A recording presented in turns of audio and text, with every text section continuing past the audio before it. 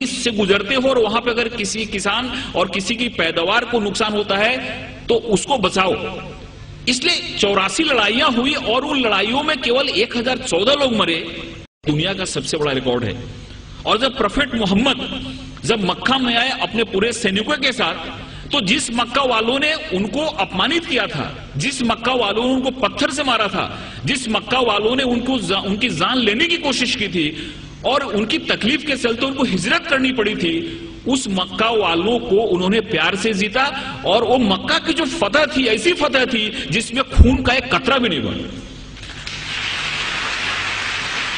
Prophet محمد کو جتنا اپمانت کیا گیا تھا، پروفیٹ محمد کی زندگی کو جتنی تکلیف دی گئی تھی، اگر وہ چاہتے تو جس سے میں انہوں نے مکہ میں پرویش کیا، مکہ کی فتح کی، اسے میں ہزاروں لوگوں کا قتل کرا سکتے تھے، لیکن ایک بھی خون کا قطرہ نہیں بہا اور بڑے پیار اور محبت کے ساتھ انہوں نے مکہ کو فتح کیا.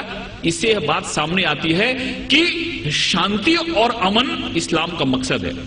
تلوار اٹھائی انہوں نے، تلوار اس لیے اٹھائی کہ تلوار اٹھانے کا ان کو حکم تھا، مجبوری تھی تلوار اٹھانا، کہ اگر تلوار نہیں اٹھاتے تو مذہب کا قیام نہیں ہو سکتا.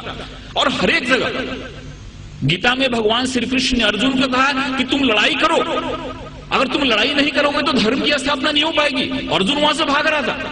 ارجن نے بولا کہ تیر نہیں چلاتا کیونکہ میرے سامنے تو ہمارے سارے ریلیٹیو بیٹھے ہوئے ہیں. بھگوان شری کرشن نے کہا کہ یہاں پہ دھرم کی استھاپنا کے لیے تم کو لڑائی کرنی پڑے گی، تم کو لوگوں کو مارنا پڑے گا. اگر تم نے لڑائی نہیں کی تو دھرم کی استھاپنا نہیں ہوگی. تو ایک وشیش پرستھتی میں ہم کو لڑائی کرنے کی بھی ضرورت ہوتی ہے. ویسے ہی پروفیٹ محمد نے اگر لڑائی کرنے کی بات کی تو وہاں پہ کی جہاں پہ لڑائی کرنا مجبوری تھا، اور وہاں پہ اگر لڑائی نہیں ہوتی تو شانتی کی استھاپنا نہیں ہوتی. اس لیے یہ بات ہمارے سامنے آتی ہے کہ سب سے بڑی جو بات ہے کہ اسلام جہاں جہاں انہوں نے ان کو جہاں جہاں وہ لوگوں کو مار سکتے تھے، جہاں جہاں خون خرابہ ہو سکتا تھا، وہاں پہ انہوں نے خون خرابہ نہیں ہونے دیا. کبھی کبھی انہوں نے اپنے کو خود اپمانت بھی ہوئے.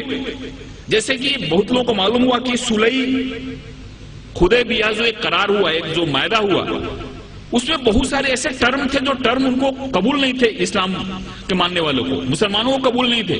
لیکن پروفیٹ محمد نے کہا کہ اگر یہ معاہدہ نہیں کرتا ہوں تو بہت بڑا خون خرابہ ہو جائے گا اور اس خون خرابے سے بہت لوگ مارے جائیں گے. اس لیے چلو میرا اپمان ہوا تو چلے گا، لیکن شانتی کے لیے، امن کے لیے میں قرار کرتا ہوں، جس سے بہت بڑی لڑائی ٹل گئی. ایسے بہت سارے ادھارن ہیں. ایک بار ایک یہودی کا جنازہ جا رہا تھا اور پروفیٹ محمد اپنے لوگوں کے ساتھ بیٹھے ہوئے تھے. انہوں نے جب جنازہ دیکھا تو اٹھ کے کھڑے ہو گئے. ان کے لوگوں نے کہا کہ یہ تو مسلمان کا جنازہ نہیں، یہ تو ایک یہودی کا جنازہ ہے. تو محمد نے کہا، پروفیٹ محمد نے کہا، کیا یہودی انسان نہیں ہوتا؟ یہ ساری چیزیں ہمارے سامنے آنی چاہیے. اس بوڑھی عورت کی کہانی معلوم ہے کہ اس کو ایسا لگتا تھا کہ یہاں پہ اسلام بڑھ رہا ہے. ایک محمد نام کا ایسا شخصیت ہے جو سب کو اسلام میں لے جا رہا ہے، اس لیے وہ گاؤں چھوڑ کے جا رہی تھی. اس کے سر پہ گٹھری تھی اور گٹھری اٹھ نہیں رہی تھی. ایک نوجوان آیا اور بولا کہ ماتا جی میں آپ کی مدد کروں، آپ چلو اپنی گٹھری میں گاؤں کے باہر چھوڑ دیتا ہوں.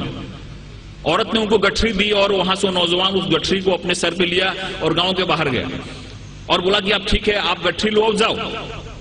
اس عورت نے پوچھا کہ کیسا نیک انسان ہے جو اپنے سر پہ میری گٹھری لے کے جا رہا ہے. اس نے پوچھا کہ تمہارا نام کیا ہے؟ انہوں نے کہا کہ مجھ کو محمد کہتے ہیں. جس کے ڈر سے بھاگ رہی تھی وہی انسان اس عورت کی گٹھری کو اپنے سر پہ لے جا رہا ہے اور اس کو مدد کر رہا ہے. اور اسی دن عورت اسلام میں آ گئی. جو عورت پروفیٹ محمد کے سر پہ ہمیشہ کچرا پھینکا کرتی تھی نماز کے جاتے سمے، روز کچرا پھینکتی تھی ان کے سر پہ. ایک دن جب اس نے کچرا نہیں پھینکا تو محمد جب لوٹ رہے تھے پروفیٹ محمد، تو انہوں نے دیکھا اور پوچھا کہ عورت کہاں ہے؟ لوگوں نے کہا کہ وہ بیمار پڑی ہوئی ہے. وہاں پہ جا کے انہوں نے اس کی طبیعت پوچھی. اس عورت کو لگا کہ جس انسان کو میں نے اتنی تکلیف دی، جس کو اتنا میں نے اپمانت کیا، جس کے سر پہ میں نے کچرا پھینکا، وہ کیسا انسان ہے کہ میری طبیعت بگڑنے پہ میرا حل پوچھنے آ رہا ہے. اور وہاں پہ اسلام اس نے قبول کر لیا. ایک چیز لوگوں کے سامنے آنا چاہیے، یہ جو تحمل ہے، یہ جو ہماری سہیشونتا ہے، یہ جو ہمارا ایک انسانیت کے پرتی پریم ہے، یہ حدیث میں اور پروفیٹ محمد کی جو سنت ہے، یہ جب ہمارے لوگوں کے سامنے آتی ہے تو ہم کو سمجھ میں آتا ہے. ایک ہمارے بہت نزدیک کے متر ہیں جے پور کے، ان کو کئی بار میں نے مشاعرے کے لیے بلایا. انہوں نے دو چیزیں مجھ کو بتائی. یہ چیزیں